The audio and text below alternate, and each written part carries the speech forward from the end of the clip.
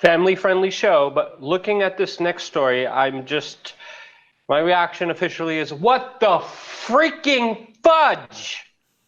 As we have this headline here, quote, where everybody knows your face, Woody Harrelson photo used to spot thief. This is going to be an important story about facial recognition, artificial intelligence, and this latest technological advancements, which are already in use in major cities like New York City in a terrifying way, where thousands are already affected. Now, this is important to understand because on basic fact and principles, the dangers of facial recognitions far outweigh the benefits, which people are calling conveniences. It's so convenient to have a track trace database system know your face, know where you are in every moment and time and instance of your existence.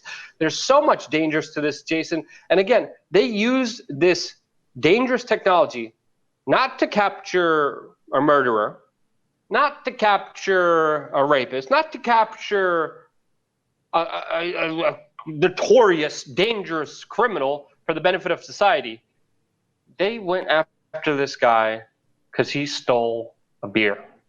He's a beer thief. They're not giving a lot of details here about this guy, but they knowingly, proudly, like it doesn't even matter. Like, hey guys, we used this Orwellian, extremely dangerous technology to go after a beer thief, and we're talking about it loud and proud. Jason, this is crazy. And they couldn't capture this guy. Fill us in on the details, because they couldn't capture this guy with the facial recognition system because of a blurry surveillance camera. So they used Woody Harrelson's face because he looked like him, matched him up, and then tracked him in the database, and were able to find him because of Woody Harrelson's face. Well, it's not even clear whether or not they were actually able to find him, Luke. This comes from a Georgetown University report that's gone over other internal reports. So for people that don't know, this is out of New York City. Yes, New York City is using facial recognition, and we had this guy steal beer. So they go to the footage. They think he looks a lot like Woody Harrelson. And how facial recognition works is the more inputs, the more photographic or video content that you have, the more points that they're able to make. So they said, hey, he looks like him. Maybe we'll feed this system some Woody Harrelson images. We'll get a hit. And then from that hit, we'll be able to investigate, because they have to be very careful here that they've never issued a warrant after somebody based on facial recognition alone. Now, this practice, Luke, isn't just for Woody Harrelson. They've actually used New York Knicks people to try to catch other criminals. And the point being is a lot of people just think that facial recognition is about recognizing your face.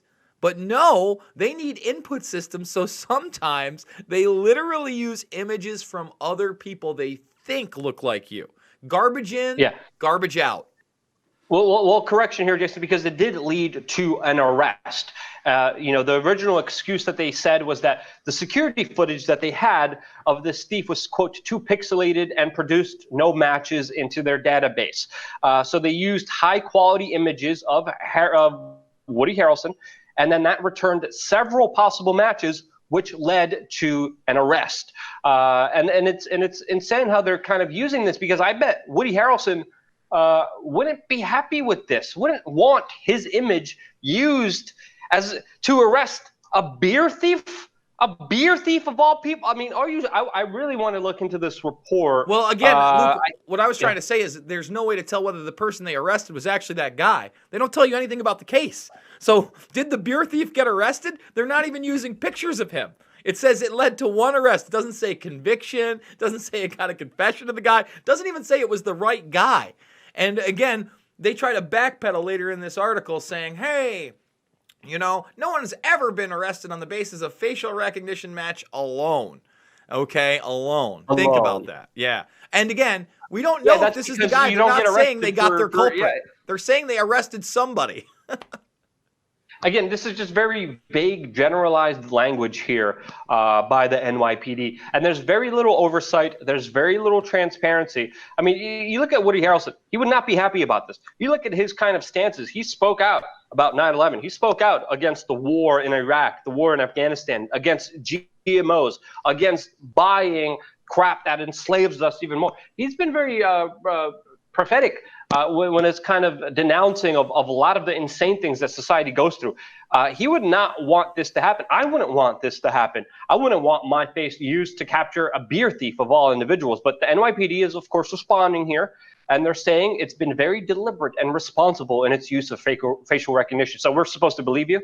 We're supposed to believe larger police department, one of the largest police departments filled with controversies, where some of your officers were caught raping, selling drugs, running drugs, trafficking drugs, committing other crimes, covering up those crimes. We're just supposed to believe you on those merits? No, we want more oversight here. We want more transparency. We're not getting any of it. And they're saying that the technology was merely a means of producing leads. What?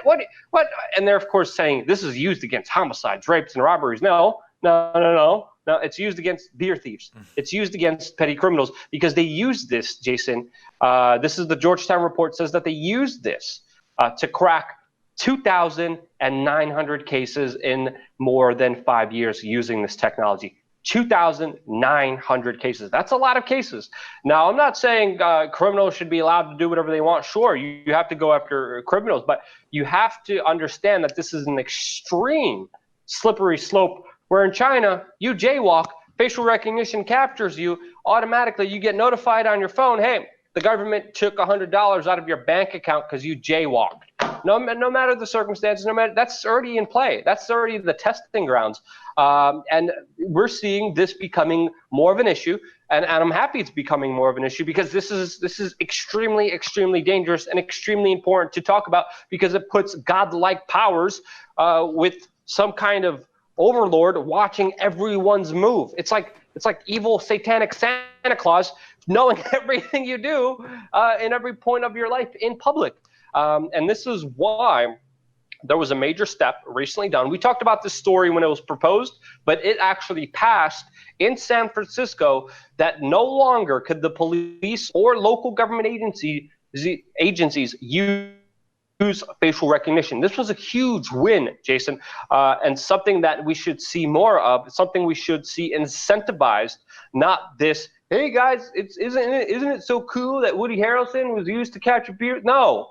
This is because that's how the mainstream media is going to frame this. We've been documenting how they're framing this Big Brother Orwellian society as cool, as diverse, as all this other nonsense. No, it's someone holding power over you, and with technological advancements, that power is almost godlike. And I don't want anyone having that power and authority over me, Jason. No, it's very, very good that people stepped up in San Francisco and said, look, we don't want to be tracked, traced, and databased all the time. We don't want facial recognition in our city, and it is going to be a fight. For instance, Luke, when they talk about 2,900 cracked cases, we don't know how that facial recognition was used. Was it used properly? Did they see somebody, they have a suspect, and then maybe they fed in their images from social media? That would be the proper use of that tool. However, was it something, again, where they put in false positives like somebody who looked like that person to try to find them? That's where it gets unreliable. And then you look at real-time facial recognition. Well, that's going to process your movements, your behaviors, and so much more, Luke. It's very Orwellian. Well, just to add to your original first point there's so much room for abuse. Because if there's a NYPD officer that suspects his girlfriend of cheating, he could track her down immediately in this whole database system, find out where she's been, who she's been. And this is a power that has been abused by government officials before. If you look at one of the videos that I did confronting U.S. General, former intelligence head General Hayden, I asked him specifically about NSA officials being caught. Family-friendly show. How do you say this? Yanking the cranking. Yeah, fapping to other people's private nudes that they were getting through intercepts illegally. And then General Hayden's like, it started freaking out. His veins started bulging here. Look up the video, General Hayden, WeAreChange. You don't have to play, Jason, but people could look it up for themselves. And he was like, those officers were punished. And I'm like, wait. So this capability is becoming more and more readily available, and it's going to be abused. And this article here by the Technology Review website, technologyreview.com, I think says it best and leaves more that needs to be discussed here with their article that says, quote, why San Francisco's ban on facial recognition is only the start of a long fight, talking about how, yes, the governments can't use it, but the private corporations, the private technocratic monopolies still can. And of course, they share that information with government like they have been always, sharing information on you, the user, to the government, and how this should also be addressed in many different ways, because just because the government can't do it doesn't mean the corporate private entities connected to government can't do it as well, in even more sinister ways, with even less oversight than we're getting right now, Jason.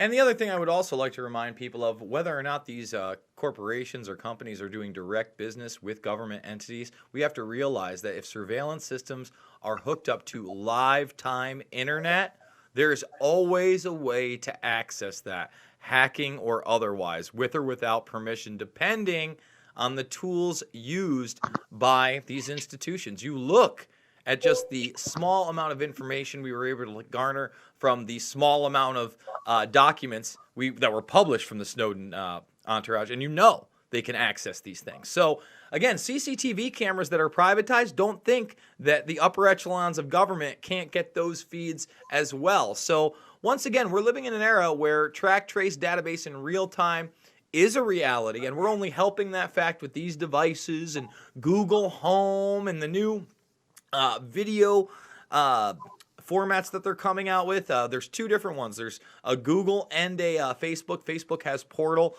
Google has a separate one. But guys, this is the real deal. And can you imagine having not only a camera in your home that you not only go to all the time, but it's on all the time. It has facial recognition. That's one of the boosts in it. But it zooms in and out of the action automatically through artificial intelligence. This is the next step in your stupid Echo device, which 2020, just a couple weeks ago, did a huge expose on how it was spying on you all the time. Be careful with technology, folks. It is a double-edged sword, and we're going to talk about both of those sides here at WeAreChange. We got 2 channels. We do 4 videos a day. News for a Change, WeAreChange. Make sure you're subscribed. Thumbs this video up, share it on social media, and get out there and be the change you want to see in the world.